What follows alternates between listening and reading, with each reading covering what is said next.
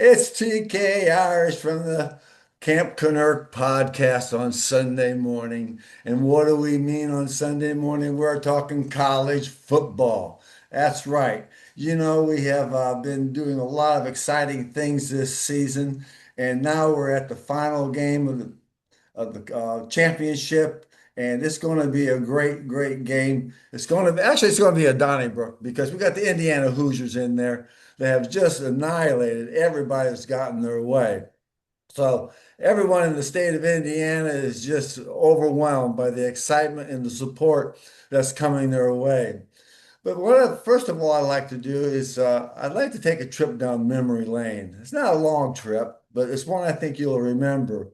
Think about, the first week of August of this past year, because that is when all the college teams are allowed to start their full season practice.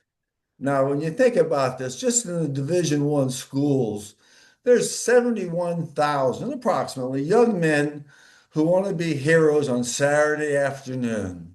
That's right. They want to put their cleats on, they want to strap their helmets on, and they want to go out there and be competitive and be the first one to get off the ground with everyone else is still laying down from a collision that just took them into another world. So, you know, they have to practice about 2 weeks, just pads, helmets, no hitting, and then it starts. Then that's what separates the men from the boys, to see who's improved over the season by their off-season workouts. And a lot of times you get some really interesting facts that people improve. People are committed. Some people aren't committed. Maybe they're resting on their laurels. So the Camp Canuck football conference, the makeup of the old Southwest Conference, had a good season. We had some great games, but our Texas Tech Red Raiders out there in Lubbock, they even made it into the championship series, which is a thumbs up. Uh, they played valiantly and they showed up well, but unfortunately, someone has to win, someone has to lose. But that's the spirit of competition. You look at each other across the field and you say, "Oh, you think you're good? Watch me. I'll take you on." And then after the game, after the everyone's going, "Congratulations, great game, great sportsmanship." So that's the spirit of competition again. And I just wanted to say thank you for following us for the Camp Canuck football conference this season. And Doug, I think you got some information that's going to be very important to everyone here for this episode. Can you tell me what you got? TK, so good to see you on this Sunday morning on January the 11th, and we are doing our sports show. This is number 46. Yes, this is our 46th show, and we have listeners all over the galaxy. Do you have your coffee? I got it right here. Liquid confidence, buddy. All right. So let's get into it. You had talked about the fact that there are about 71,000 young men going after it to start their college football career in August. And then there's, a couple of weeks of no contact in pads and shorts, and then a lot of skull practice, learning plays. And then they get into it for 2 weeks of hitting. In when we played, we used to call it two-a-days because we would have practice in the morning and then practice at night. Now, out there in El Paso, Texas, during that August heat, oh boy, that was something. Okay. So we would start that. And now we have the Camp Canuck College football conference that is, like you mentioned, the old Southwest Conference teams, and now they're scattered because of TV and money and different conferences. But now we've gone through the season, then we winnow it all down, winnow it all down, reduce it down to just the winners. Okay. And yesterday, Friday and no, Thursday and Friday, we had four teams that were left.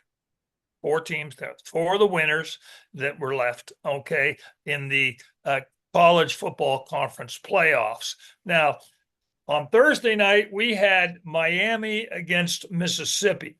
Okay, so that is kind of an interesting matchup because Miami, I think, was unrated. Isn't that the unrated team? I think it was.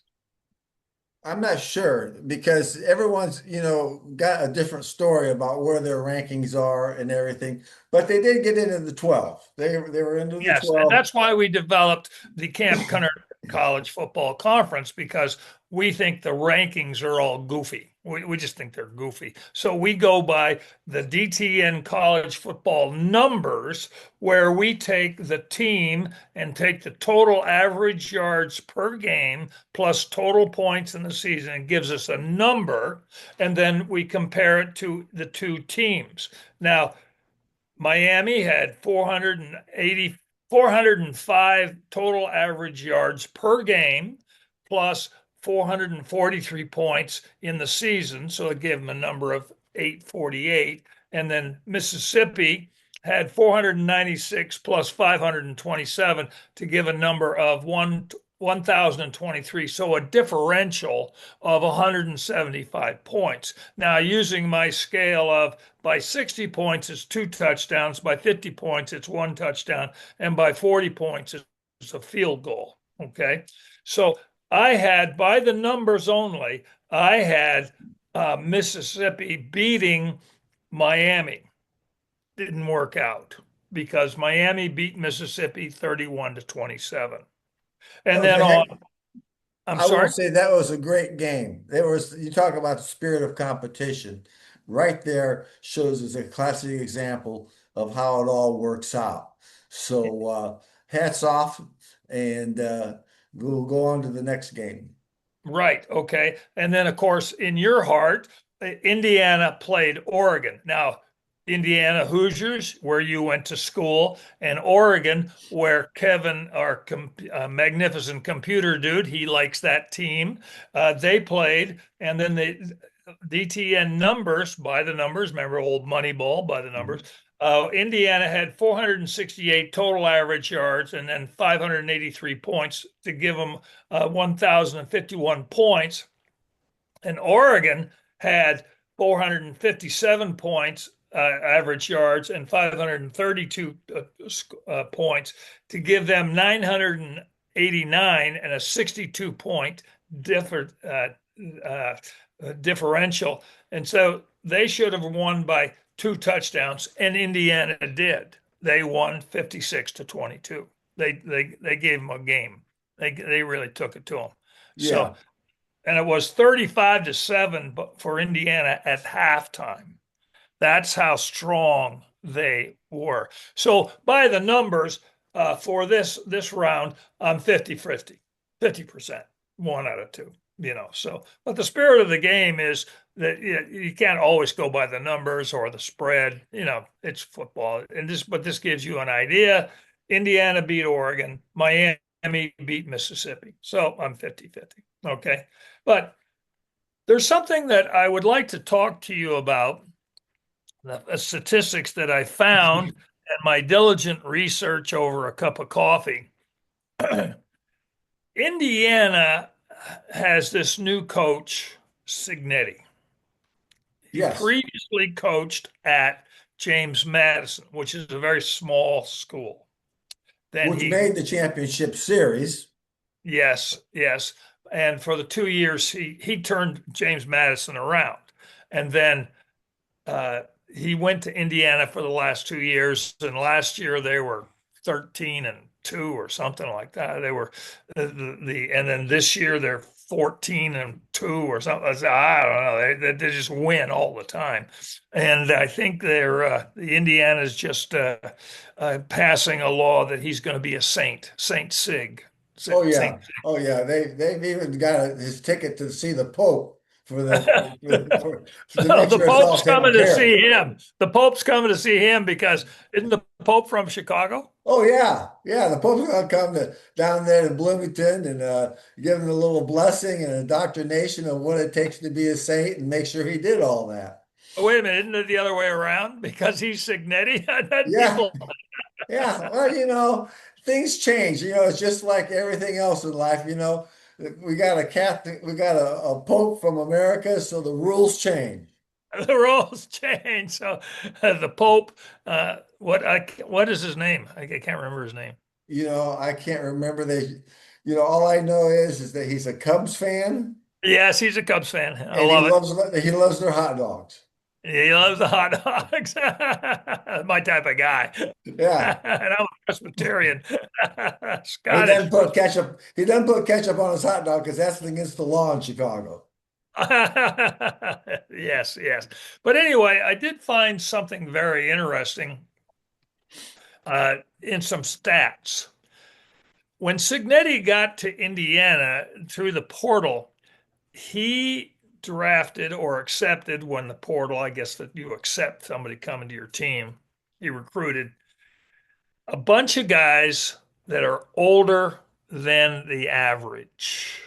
Now, you and I, since the whole season began, believe that the college age should be from 18 to 23.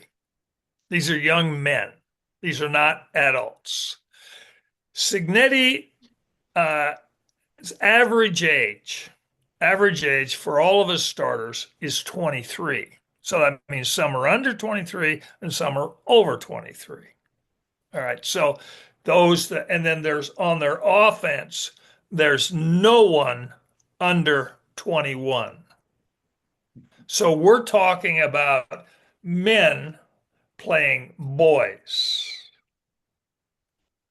You're And right, Douglas. And the story always was, or still is that his team is made up of a bunch of uh, football players that were rejected from other major schools. They were maybe 2 stars, 1 star, and he put a chip on their shoulder so they'll go out there and prove everyone wrong. But obviously, there's a little mixture to the madness here with these numbers coming up.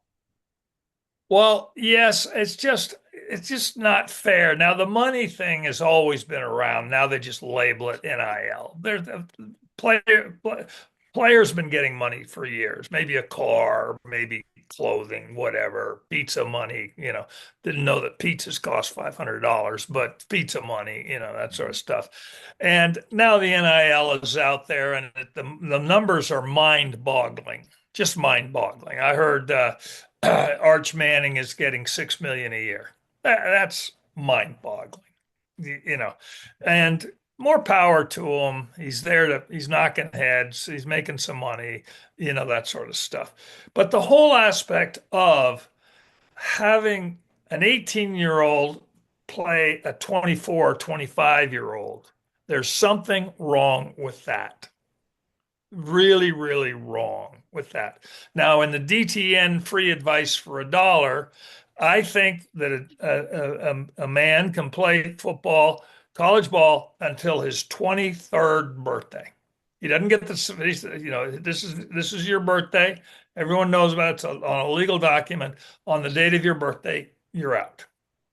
You get And a cake I'm sorry? on your birthday? Do you get a cake with candles saying you're 23? Yes. Well, and bye bye, bye bye. See you 23.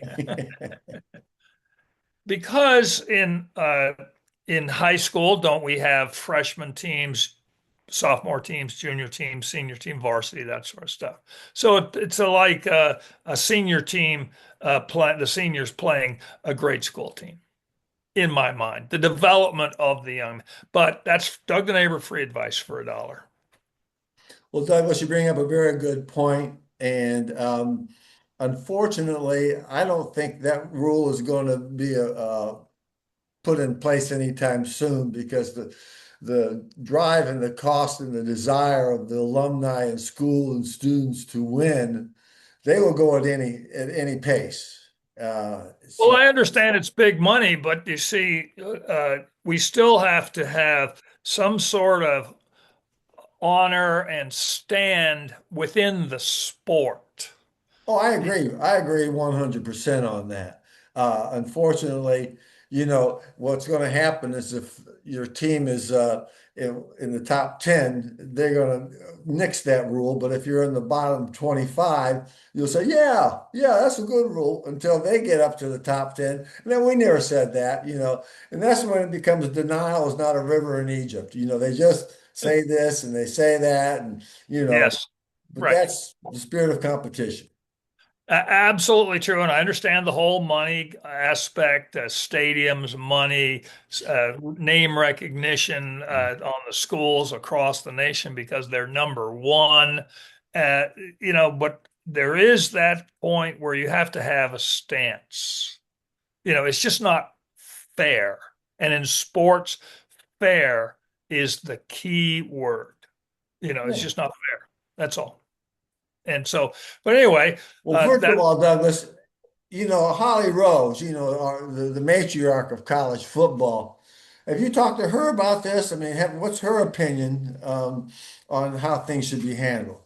well, that's why we started the Holly Rowe fan club, Holly, to get her on the Camp Connect podcast as a happy camper, and so that we can ask her this important question of what is fair? What do you think is fair? And she's been with ESPN since 1995, so she wants to protect her job and that sort of stuff and say the company line, but we can speak out. And on that note, I understand that Holly did her job on these two games, the Miami Mississippi game. Did you see her in the Indiana Oregon game? No, I saw her. I think it was on the first game. Would have been the Ole Miss game, but I don't remember. All these games start to run together. Yes, yes, that's true. Now, now that we have the two winners, Indiana and Miami, the final game is on Monday the 19th. So you need to check your local listings for that game. Yes. Okay. Check it twice because they change their minds sometimes. And then you got to go hit the wheel and find out which streaming network it is on in your area, that sort of stuff. But that's what I got for today. And let's hope that Holly Rowe will be at the championship game doing her thing because she's the matriarch of college football. Yep. Well, Douglas, it's another Sunday. It's another exciting week in front of us. Yeah, and that's all I got. So enjoy your coffee. Go Cowboys. Aaron Oh, go ball. Aaron go Ollie, ball. Ollie, Ollie.